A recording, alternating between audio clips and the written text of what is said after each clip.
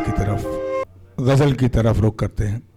तारिफ न्याज़ी ने बहुत ही खूबसूरत गज़ल का माहौल दिया। जिस वक्त वो गज़ल सरा थे, एक कैफ तारी हो गया।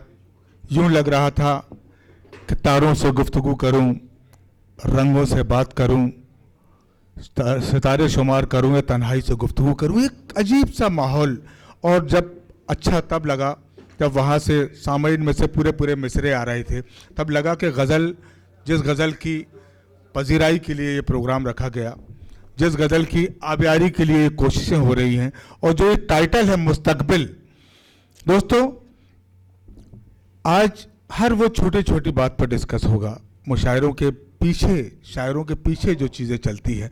एक बड़ी खुशी की बात, जिस वक्त उन्होंने खूबसूरत गज़ल यहाँ से पेश की, और एक और नौजवान शायर जो उसके पहले बहुत अच्छी गज़ल पढ़ चुका था, उसने उसे इस्तकबाल किया, उनका खैर मकदम किया। ये हमारे आज के प्रोग्राम की कामयाबी की ज़मानत है। आप पुरजोर तालियां बजा दें आज के ऑर्गेनाइजर के लिए। ये मुस्तकबिल हमारा महफूज है। आइए अब एक बड़े ही होनहार नाम की तरफ सफ़र करते हैं। किसकी ताज़ीम को उठना है, झिड़कना है किसे, एक नज़र देख के दरबान समझ लेते हैं। किसकी ताज़ीम को उठना है, झिड़कना है किसे, एक नज़र देख के दरबान समझ लेते हैं। इसलिए होती है अक्सर ये तासुब का शिकार, लोग उर्दू को मुसलमान समझ लेते हैं। जबकि दोस्तों, उर्दू किसी ख़ास फ़िरके की, किसी मज़हब की ज़बान नहीं, बल्कि उर्दू तो सिर्फ दिलों को जोड़ने की ज़बान, मोहब्बतों की ज़बान। इसी ज़बान में जंग आज़ादी में अपना मरकज़ी किरदार अदा किया। आइए दोस्तों, किसी एक उत्तर प्रदेश के सियासी लीडर का एक बयान आया कि उर्दू दहशत गर्दों की ज़बान है। तब अशोक साहिल के कासाए फ़िक्र में रब्बुल इज़्ज़त ने एक शेर डाला कि मेरी उर्दू को दहशत गर्द जिसने भी कहा होगा, मेरी उर्दू को दहशत गर्द जिसने भी कहा होगा, उसे तो अपनी माँ का दूध भी कड़वा लगा होगा। हाँ सर, इतनी मीठी ज़बान, इतनी खूबसूरत ज़बान। आज उर्दू अगर सिर्फ मुसलमानों की ज़बान होती, फिर ब्रज नारायण चकवत उसकी मोहब्बत में गिरफ्तार ना होते।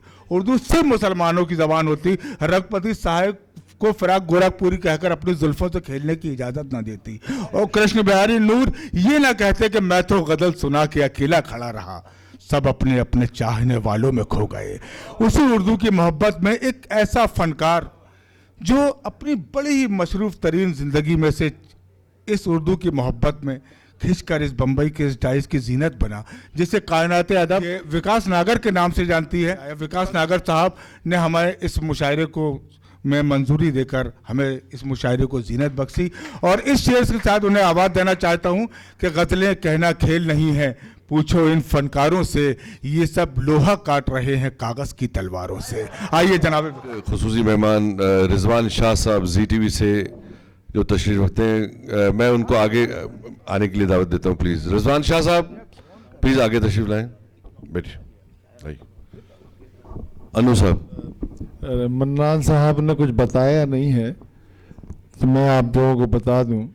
अभी जो विकास नागर साहब पढ़ने आ रहे हैं, ये उर्दू की गज़ल लिखते हैं। लश्करिया साहब डाइस पर तशरीफ रखे हुए हैं, उनको भी बताना चाहता हूं कि जैसे कि यहाँ लश्करिया ग्रुप है बॉम्बे में, ऐसे गाज़ियाबाद में विकास नागर साहब की कंपनी है, और उसके ये यानी कि गाज़ियाबाद के में लगभग सबसे बड़े बिल्डर हैं आप, और उर्दू की शायरी करते हैं। ये इसलिए वहाँ से गाज़ियाबाद से हमने इनको यहाँ बुलाया है, दोस्त हैं हमारे।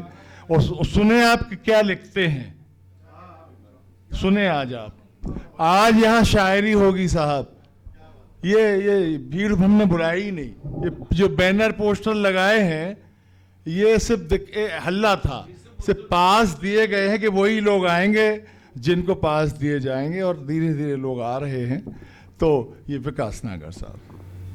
दोस्तों, मुंबई पहले सुहाती है, फिर पास बुलाती है, मुसलसल आजमाती है, कभी कभी रुलाती है, उसके बाद फिर अपनाती है। क्या कहने विकास भाई। बहरहाल माँ के बाद एक मुंबई ही है जिसकी बाहों में हमें सुकून मिलता है। क्या मैं सीधे सीधे गजल पे आता हूँ।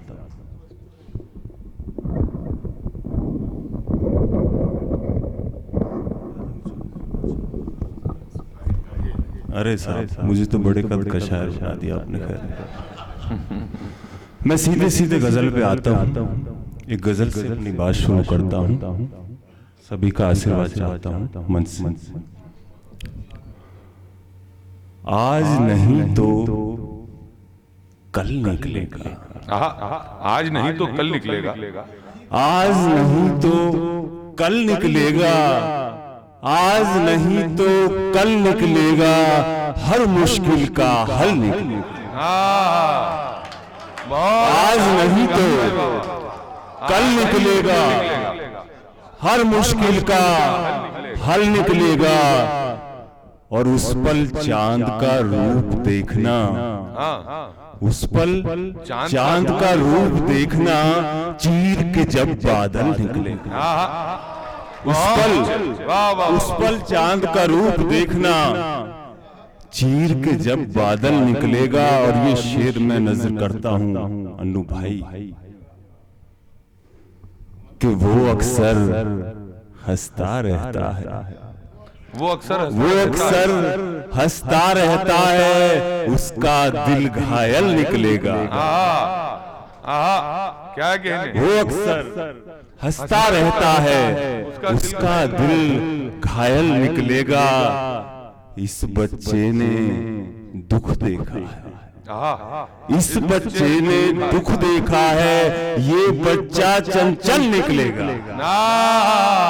अरे इस बच्चे ने भाई जोरदार दुख देखा है, शेर का। ये बच्चा चंचल निकलेगा, और सबकी जरूरत पूरी करने, सबकी जरूरत पूरी करने, घर से खेत को हल निकलेगा।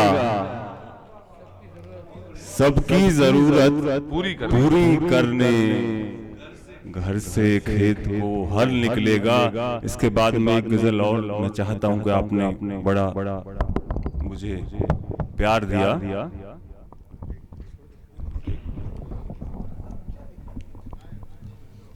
थोड़ा ऊंचा हो गया।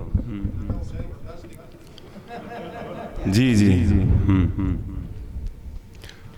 एक गजल मैं पेश करता हूं